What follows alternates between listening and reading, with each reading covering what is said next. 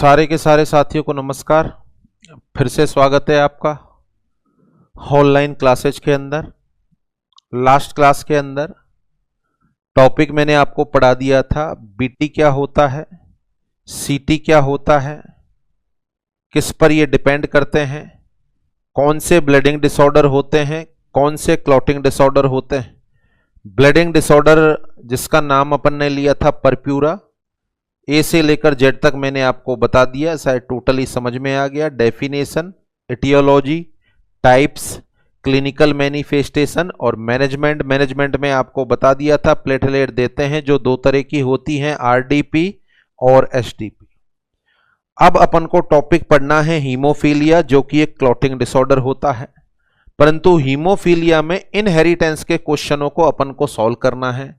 वो क्वेश्चन काफी इजी हो जाएंगे यदि उससे पहले अपन सिकल सेल एनीमिया और थैलेसीमिया दोनों की इनहेरिटेंस पढ़ लें। तो जो टॉपिक अभी अपने बचे हुए हैं उनका नाम है दो तो एनीमिया, जो पहले से आपके उधार हैं, सिकल सेल एनीमिया और थैलेसीमिया। एक टॉपिक बच गया आपका हीमोफीलिया। उसके अलावा पीटी, आईएनआर और एपीटीटी, ये तीन समय अंतराल बचे हुए हैं, इन पर भी अपन डील करेंगे। तो आज अपना टॉपिक है सिकल सेल एनीमिया और थैलेसीमिया। तो सबसे पहले सिकल सेल एनीमिया को स्टार्ट करें अपन। सामने लिखा हुआ है सिकल सेल एनीमिया, तो इसको स्टार्ट करने से पहले परंपरा को निभा लिया जाए। परंपरा यह है कि इसके अंतर्गत कौन कौन से क्वेश्चन बनते हैं। तो सबसे पहले मैं कुछ क्वेश्चन आपको यहां पर दिखा रहा हूं, जिनका आंसर आपको आपकी नोटबुक में ABCD के रूप में लिख लेना है। उसके बाद जब टॉपिक कंप्लीट हो जाएगा फिर से इन्हीं क्वेश्चनों को आपको दिखाया जाएगा और वहां पर आप कैलकुलेट करेंगे कि मैं पहले सही था या गलत था। तो हेडिंग है सिकल सेल एनीमिया। सारे साथी भली भांति जानते हैं कि यह एक तरह का एनीमिया है। एनीमिया बोले तो इंसान के ब्लड के द्वारा ऑक्सीजन कैरिंग कैपेसिटी का कम हो जाना एनीमिया कहलाता है। तो सबसे पहले कुछ एक क्वेश्चन है जो मैं इसमें आपसे पूछ लेता हूं। पहला क्वेश्चन बोर्ड पर आपके सामने लिखा हुआ है, which of the following haemoglobin are found in patient with sickle cell anaemia.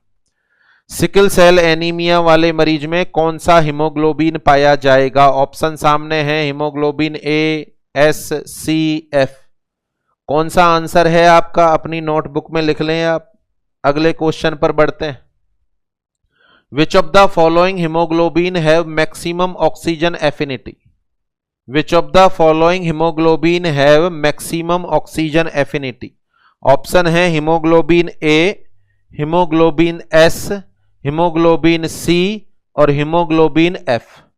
ये ऑप्शन है आपके सामने, आंसर लिख लिया जाए आपके द्वारा। अगला क्वेश्चन पढ़ें आप। निम्न में से कौन से हीमोग्लोबिन की ऑक्सीजन ले जाने की एफिनिटी सबसे कम है।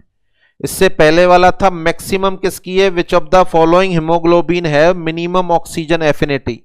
सेम ऑप्शन आपके सामने है, what is your right answer. आगे बढ़े आप। Question number 4, the sickle cell anaemia are commonly diagnosed at which of the following age. Sickle cell anaemia कौन सी एज पर डायग्नोस होता है। जन्म लेने के तुरंत बाद, 6 महीने बाद, 2 साल बाद या 5 साल बाद। इन चारों में से आंसर है, तो चौथे का क्या आंसर देना चाह रहे हैं आप। क्या आ रहा है आपके दिमाग में, आप लिख सकते हैं आपकी नोटबुक में, बाद में मिलान करेंगे अपन। 5वां question, which of the following complication are not associated in patient with sickle cell anaemia. निम्न में से कौन सा कॉम्प्लिकेशन सिकल सेल एनीमिया वाले मरीज में नहीं होता। Risk of bleeding, ischaemia due to thrombus, risk of infection due to the involvement of spleen. उसके अलावा लास्ट है रिस्क ऑफ एमआई और सीवी है। क्या आंसर है लिख सकते हैं आप। अगला question, which of the following is priority care given to the patient in emergency department with sickle cell anaemia. यानी सिकल सेल एनीमिया वाला मरीज सिकल सेल क्राइसिस की कंप्लेंट लेकर यदि अस्पताल में आएगा तो क्या प्रायोरिटी केयर आपके द्वारा दी जानी चाहिए। ऑक्सीजन लगा दो, आईवी फ्लूइड दे दो, हाइड्रोक्सी यूरिया की टैबलेट दे दो या फिर मॉर्फिन सल्फेट दे दो। तो इनमें से क्या आपका आंसर है लिख सकते हैं आप नोटबुक में। अगला क्वेश्चन, क्वेश्चन नंबर 7, निम्न में से कौन सी दवाई सामान्यतः सिकल सेल एनीमिया वाले मरीज में चलाते हैं सिकलिंग को रोकने के लिए? सिकलिंग को रोकने के लिए चलाई जाने वाली दवाई है मेथोट्रेक्जेट, हाइड्रोक्सी यूरिया, मॉर्फिन सल्फेट या एस्प्रिन। इनमें से कौन सी दवाई है जो आप चलाते हैं? Come on to the last question, question number 8, a sickle cell anaemic male person marry with a normal female, then the probability of sickle cell anaemia in their offspring 25%, 50%, 75%, 0%।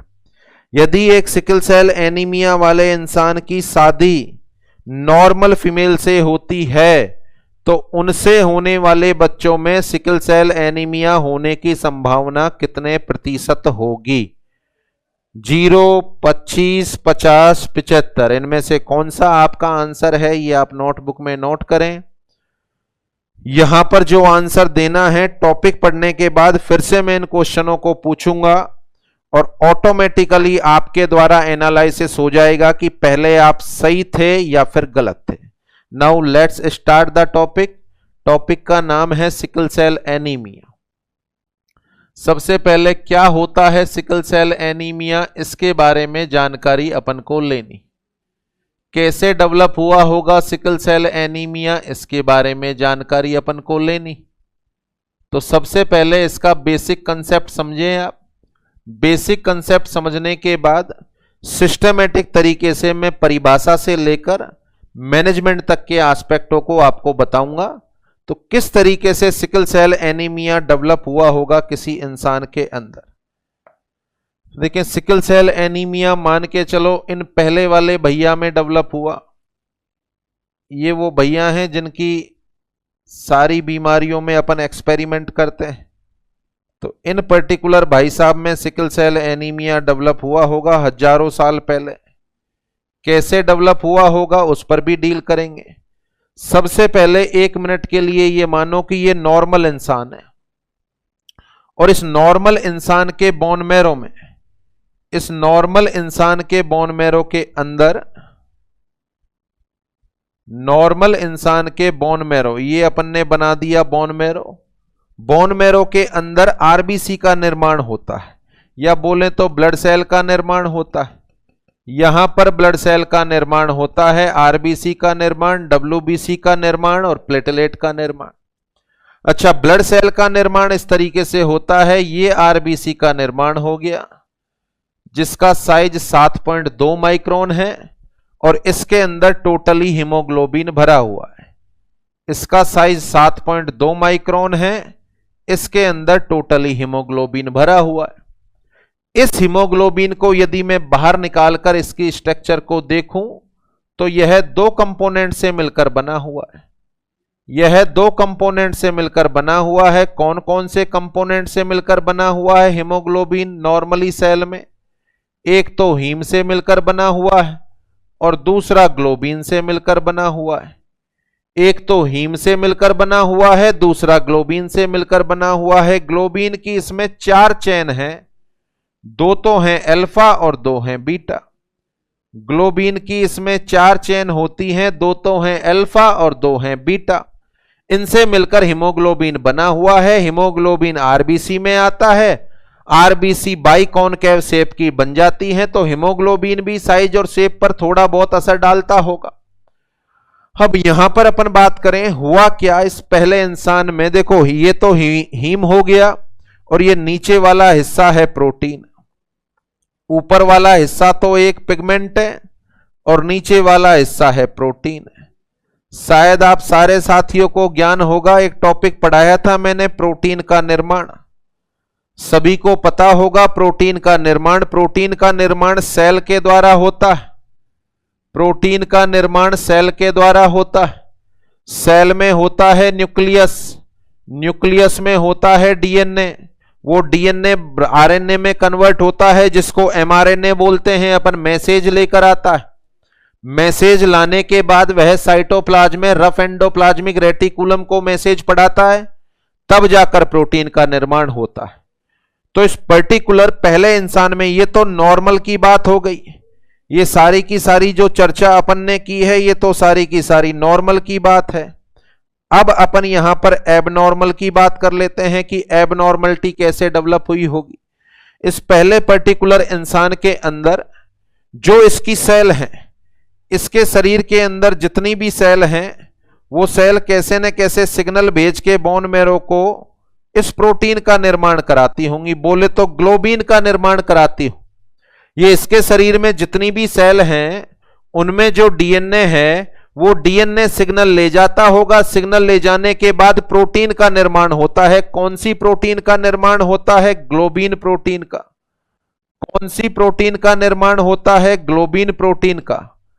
तो इस पर्टिकुलर इंसान के अंदर क्या हुआ, जैसा कि बाद में मालूम चला, नॉर्मल तौर पर एक सेल में क्रोमोसोम होते हैं 44, XX या XY, 44 XX होते हैं या फिर XY होते हैं। तो ये जो पर्टिकुलर क्रोमोसोम थे इन पर कोई डिफेक्टिव जीन आ गया।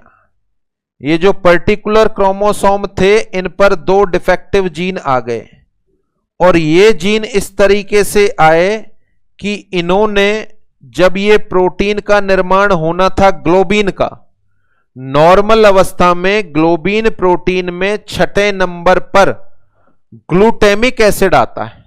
यानी जो ग्लोबिन प्रोटीन का निर्माण होता है इसमें 6 नंबर पर, जब इसका निर्माण होता है तो 6 नंबर पर ग्लूटेमिक एसिड आता है। और ये जो ग्लूटेमिक एसिड आता है इसी के द्वारा नॉर्मल चेन का निर्माण होता है। तो जब किसी इंसान में पहली बार सिकल सेल एनीमिया हुआ, पहली बार सिकल सेल एनीमिया हुआ, तो इसका परिणाम यह हुआ कि 6 नंबर पर, जैसे इस तरीके से चेन बनती है, सुनो, नॉर्मल 2 3 4 5 6, इस तरीके से नॉर्मल चेन बनती।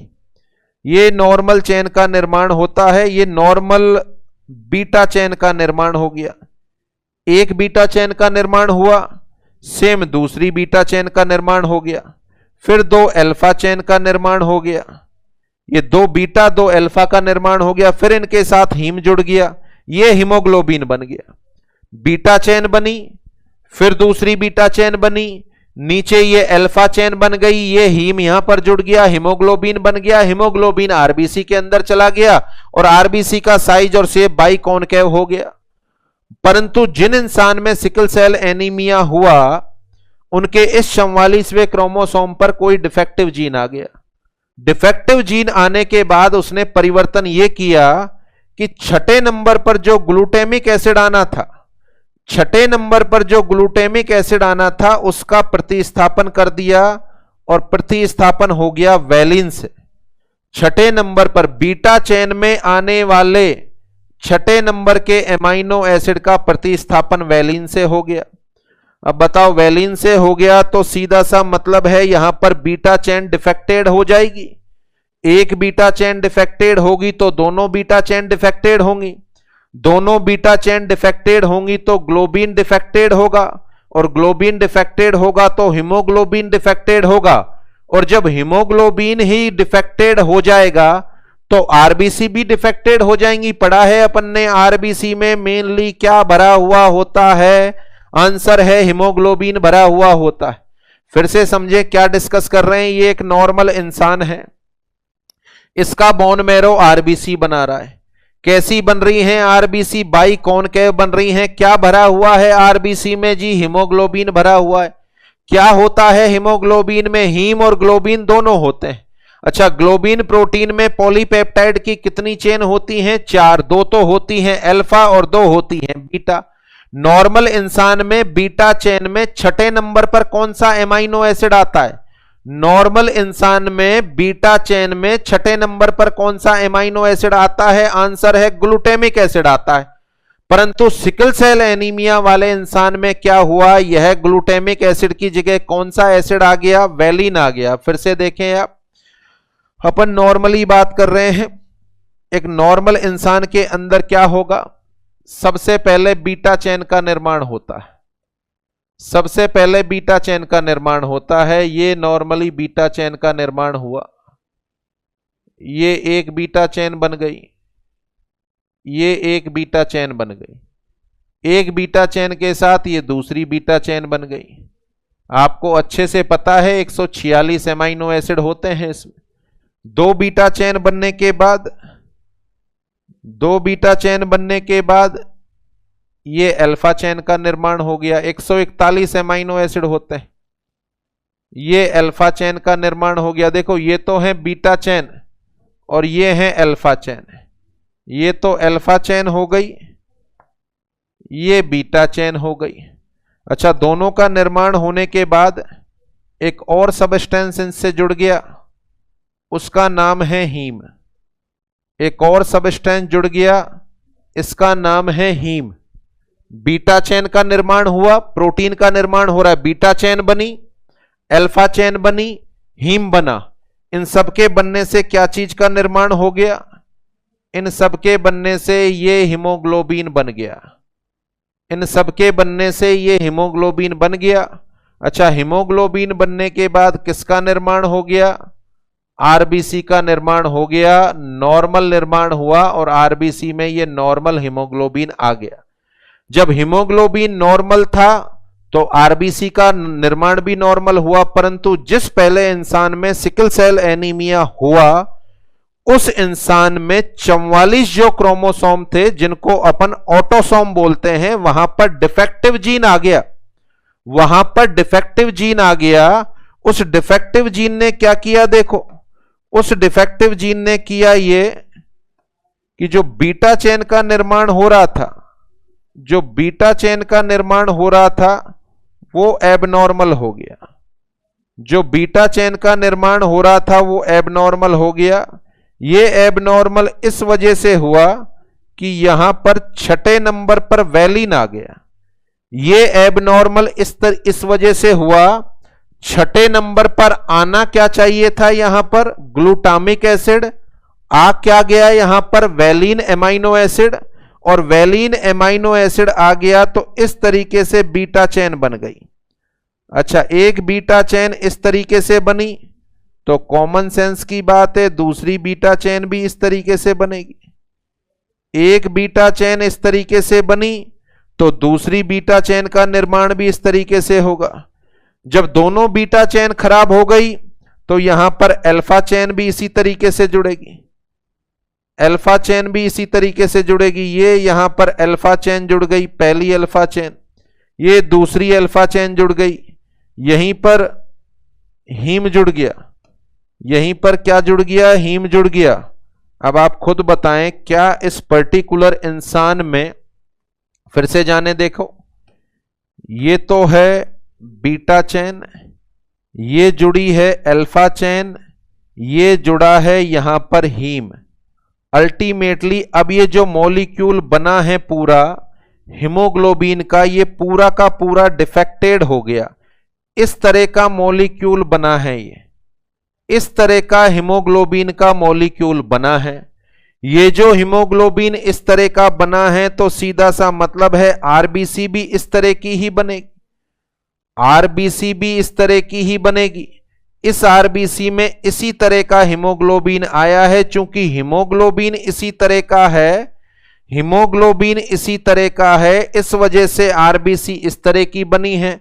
और ये जो आरबीसी का शेप है आपको भली भांति समझ में आ रहा है, सिकल शेप है, हिंदी में बोले तो हंसियाकार। ये जो आरबीसी बन रही है वो सिकल शेप है, हिंदी में इसको बोले तो हंसियाकार आरबीसी बनती है। और इसी हंसियाकार आरबीसी को बोलते हैं सिकल शेप्ड आरबीसी, इसी को बोलते हैं सिकल शेप्ड आरबीसी। तो इस इंसान के शरीर में जो इसकी सेल थी उनमें म्यूटेशन हो गया। म्यूटेशन होने का मतलब है उत्परिवर्तन हो गया। अब वो जो पर्टिकुलर सेल से बोन मैरो में हीमोग्लोबिन जा रहा है, उसके जो सिग्नल जा रहे हैं वो ही डिफेक्टेड जा रहे हैं। किस तरीके से डिफेक्टेड जा रहे हैं इस बात को समझें आप। डिफेक्टेड इस तरीके से जा रहे हैं कि यहां पर सबसे पहले खराबी कौन सी चेन में आई? बीटा चेन में आई। यानी सिकल सेल एनीमिया में खराबी कहां पर आई? बीटा चेन में आई। अच्छा, बीटा चेन खराब हुई, बीटा चेन खराब हुई तो ग्लोबिन का निर्माण अफेक्टेड हो गया। बीटा चेन खराब हुई तो क्या खराब हो गया? ग्लोबिन खराब हो गया। जब ग्लोबिन खराब हुआ तो हीमोग्लोबिन भी खराब हो गया, और जब हीमोग्लोबिन खराब होगा तो आरबीसी भी खराब हो जाएगी। यहां पर इस बात को उल्टा पढ़ें, यदि अपन सिकल सेल एनीमिया वाले इंसान की आरबीसी कैसी होती हैं? आंसर है सिकल शेप्ड होती। क्यों होती हैं इसकी आरबीसी सिकल शेप्ड? क्योंकि हीमोग्लोबिन एबनॉर्मल होता है। इस तरह के बनने वाले एबनॉर्मल हीमोग्लोबिन को अपन नाम देते हैं हीमोग्लोबिन एस। इस पर्टिकुलर हीमोग्लोबिन को नाम दिया जाता है हीमोग्लोबिन एस। हीमोग्लोबिन खराब हो गया। अच्छा, हीमोग्लोबिन क्यों खराब हुआ भैया? हीम में गड़बड़ी हुई या ग्लोबिन में गड़बड़ी हुई? तो आंसर है ग्लोबिन में गड़बड़ी हुई। अच्छा, ग्लोबिन में गड़बड़ी हुई तो वो अल्फा चेन में हुई या बीटा चेन में हुई? तो आंसर है जी बीटा चेन में हुई।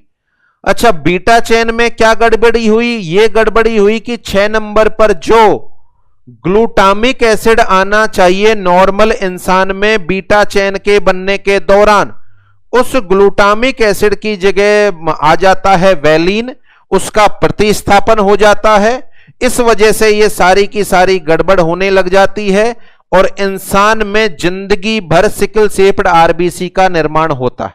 यानी इस इंसान का बोन मैरो भविष्य में आरबीसी बनाएगा तो किस तरह की आरबीसी बनाएगा? Sickle shaped RBC. Is that clear? ये इसका पर्टिकुलर फिनोमिना हो गया।